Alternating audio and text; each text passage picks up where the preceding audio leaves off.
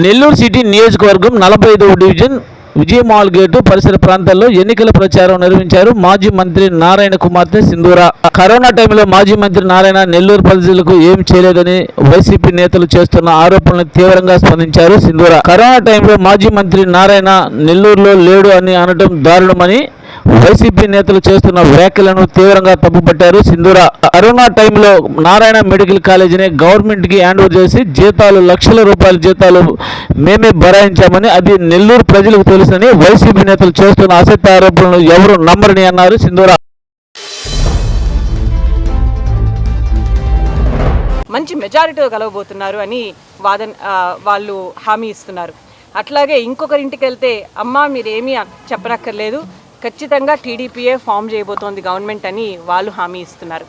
ఇలాంటి రెస్పాన్స్ చూస్తూ ఉంటే ఇక్కడంతా ఒక పండగ వాతావరణం, ఒక ఎంతో ఇష్టమైన వాతావరణం కనిపిస్తోంది. మాకు అసలు ఇక్కడ కష్టపడుతున్నట్లేదు, ఎంతో మంచి మనసుతో వాళ్ళు అలా బయటకు వస్తూ ఉంటే మేము ఎంతో ఆనందంగా వాళ్ళతో మాట్లాడి వెళ్ళిపోతున్నాము. అయితే మీ అందరికీ తెలుసు, నిన్న చంద్రబాబు నాయుడు గారు మన సిటీని విజిట్ చేశారు. తను ఒక సభలో మాట్లాడుతూ కొన్ని ముఖ్యమైన పాయింట్స్ని రేస్ చేశారు. ఆ పాయింట్స్ని నేను ఇంకొకసారి గట్టిగా నెల్లూరు ప్రజలందరికీ గుర్తు చేద్దాం అనుకుంటున్నాను. తను ఒకటే అన్నారు, 2014 నుంచి 19 వరకు తను చేసిన అభివృద్ధి వలన ఆ అభివృద్ధి మన దగ్గర ఏపీ ఆంధ్రప్రదేశ్ స్టేట్కి కంపెనీలు తీసుకొచ్చే ఫామ్లో అయి ఉండొచ్చు, లేకపోతే జాబ్స్ క్రియేట్ చేసి ఒక రెవెన్యూని జనరేట్ చేసిన ఫామ్లో అయి ఉండొచ్చు, లేదా తను చేసిన స్కీమ్స్ ద్వారా రెవెన్యూని ఇంకా పూల్ చేసిన ఏరియాస్ అయి ఉండొచ్చు. డిఫరెంట్ ఫామ్స్లో తను రెవెన్యూ అన్నది జనరేట్ చేశారు.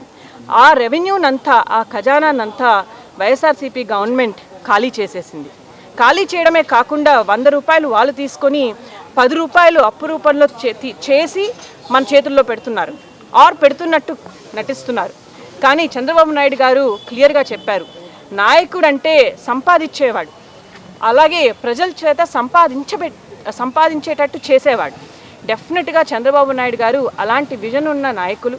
తను అప్పు తెచ్చి మనకి 10 రూపాయలు చేతికి ఇవ్వడమే కాదు, తను యాక్చువల్గా సంపాదించి పెట్టి అప్పు లేకుండా 15 రూపాయలు ప్రతి ఒక్కరికి ఇస్తామని తన హామీ ఇచ్చారు. ఆయన ఒట్టి మాటల మనిషి కాదు, ఆయన చెప్పిందే చేస్తారు, చేసి చూపిస్తారు త్వరలోనే. ఆ 15 రూపాయలు కూడా తను సూపర్ 6 అన్న ప్రోగ్రాంతో ఆల్రెడీ ఏమేం చేయబోతున్నారో మనందరికీ చెప్పారు.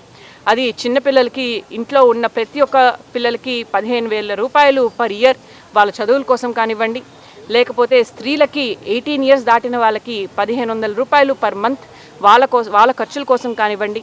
అలాగే స్త్రీలు గౌరవంగా హ్యాపీగా వాళ్ళు ఒక చోట నుంచి ఇంకో చోట వెళ్ళడానికి ఆర్టీసీ బస్సుల్లో ఫ్రీగా తిరగడానికి తను క్రియేట్ చేస్తున్న ఒక ఫెసిలిటీ కానివ్వండి, లేకపోతే 3 గ్యాస్ సిలిండర్లు ఫ్రీగా ఇయర్లీ ఇచ్చేటట్టు. మనకు తెలుసు అన్ని నిత్యావసరాల వస్తువుల ధరలన్నీ పెరిగిపోయినాయి. ఆ ధరలన్నీ తగ్గించేంత వరకు తను ఇలాగా స్కీమ్స్ ఇచ్చి వాళ్ళు ఆ ధరల్ని తట్టుకునేటట్టు తన వంతు తను హెల్ప్ చేస్తామని, ఆ హెల్ప్లో భాగంగానే ఈ 3 గ్యాస్ సిలిండర్లు ఫ్రీగా పర్ ఇయర్ ఇస్తామనేసి తను చెప్పారు. అలాగే పెద్దవాళ్ళకు వస్తే పెన్షన్లు అన్నది ఇప్పుడున్న గవర్నమెంట్ 3,000 మాత్రమే ఇస్తున్నారు అంటున్నారు. కానీ మేము ఒక స్ట్రీట్కి వెళ్తే పక్కనే ఆయనకి పాపం మొత్తం చేతులంతా కాలిపోయి ఉన్నాయి. పెద్ద ఆయన చూస్తేనే మీకు తెలిసిపోతుంది ఆయనకు మెడికల్గా ఎంతో సఫర్ అవుతున్నారని, ఆయన ఏ పని చేయలేరని. కానీ 4 ఏళ్ళగా వాళ్ళు గవర్నమెంట్ ఆఫీస్ చుట్టూ తిప్పించుకుంటున్నారంట. మాకు ఈ సర్టిఫికేట్ కావాలి, ఆ సర్టిఫికేట్ కావాలి, లేకపోతే నీ బయోమెట్రిక్స్ పని చేయట్లేదని. పాపం మీరు చూస్తేనే మీరే కుమిలిపోతారు, మీకే ఏదన్నా చేయాలనిపిస్తుంది. అట్లాంటి అతన్ని తిప్పించుకొని చివరికి తనకి ఏమీ డబ్బులు ఇవ్వకుండా పంపించారు. ఇలా ఉంది ఈరోజు పరిస్థితి. కానీ టీడీపీ వస్తే అలా కాదు. ఎవరికైతే రియల్గా పెన్షన్ అవసరం ఉందో, వికలాంగులు అవ్వచ్చు, పెద్దవాళ్ళు అవ్వచ్చు, ఆర్ స్పౌస్ చనిపోయిన వాళ్ళు అయి ఉండొచ్చు, డెఫినెట్గా వాళ్ళందరికీ 4,000 రూపాయలు, అట్లాగే ఫిజికలీ హ్యాండిక్యాప్కి 6,000 రూపీస్ డెఫినెట్గా వాళ్ళకి మంత్లీ వచ్చేటట్టు చూస్తారని వాళ్ళు భరోసా ఇచ్చారు. అలాగే కళలకు రెక్కలు ప్రోగ్రాం ద్వారా యువతీ యువకులకు చదువుకున్న వారికి 20 lakh జాబ్ ఆపర్చునిటీస్ క్రియేట్ చేస్తున్నారు. ఆ 20 lakh జాబ్స్ వచ్చేంత వరకు కూడా టెంపరీగా 3,000 రూపీస్ పర్ మంత్ వాళ్ళకి నిరుద్యోగ అన్ఎంప్లాయ్మెంట్ స్కీమ్ కింద వాళ్ళకి ఇచ్చేటట్టు చేస్తున్నారు. సో ఈ స్కీమ్స్ అన్నీ కూడా బాబు గారు చెప్పినట్టు అప్పు చేసి 10 రూపాయలు చేతిలో పెట్టడం కాదు, తను రెవెన్యూ జనరేట్ చేసి 15 రూపాయలు మన అందరికీ చేతిలో ఇవ్వబోతున్నారు. ఆ వాదన, ఆ ప్రామిస్ అన్నది నిజం. దాన్ని నమ్మి డెఫినెట్గా ప్రజలు మే 13న టీడీపీని మంచి మెజార్టీతో ఎన్నుకుంటారని నేను అనుకుంటున్నాను. అలాగే ఇక్కడ మాతో పాటు తిరుగుతున్న టీడీపీ కార్యకర్తలందరికీ నా ధన్యవాదాలు. మేడం, పదే పదే వైసీపీ నేతలు ఒకటే మాట్లాడుతున్నారు. కరోనా టైంలో మాజీ మంత్రి నారాయణ గారు లేరు. కరోనా టైంలో కూడా కరోనాను ఆశ్రయం చేసుకొని మెడిసిన్ ఎంత పిచ్చివాదనలో మీకు తెలుసండి. బికాజ్ నేను ఒక డాక్టర్ని అండ్ ఆ మెడికల్ కాలేజ్లో నేను చదువున్నాను. తనకి ఎక్కడి నుంచి వస్తాయి వ్యాక్సిన్స్? లోపల హాస్పిటల్లోకి వస్తేనే ఇవ్వగలరు. అండ్ ప్రతి వ్యాక్సిన్ ఎంతైతే క్వాంటిటీ వస్తుందో దానికి ఒక లెక్క ఉంది. గవర్నమెంట్ ఆల్రెడీ మీ ఎంఆర్పి అన్నది వాళ్ళు ఒకటి సెట్ చేశారు. నారాయణ గారు ఆ ఎంఆర్పి కన్నా తక్కువలో ఇచ్చారే కానీ ఎక్కువలో ఇవ్వడం అన్నది జరగలేదు. దానికి నేనే ఒక పెద్ద సాక్ష్యాన్ని కూడా.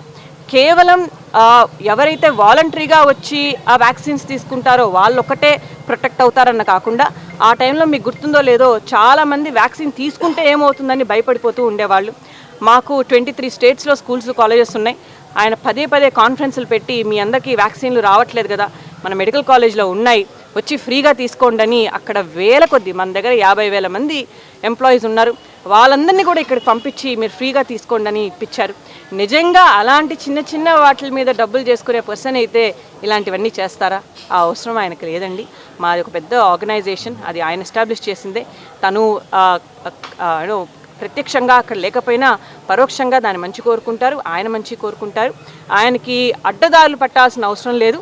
అడ్డదారుల్లో ఆలోచించే వాళ్ళే ఇలాంటి రాంగ్ అజంప్షన్స్ని ప్రజల్లోకి నింపుతున్నారు. వాటన్నిటిని నమ్మద్దని నేను మీ అందరికీ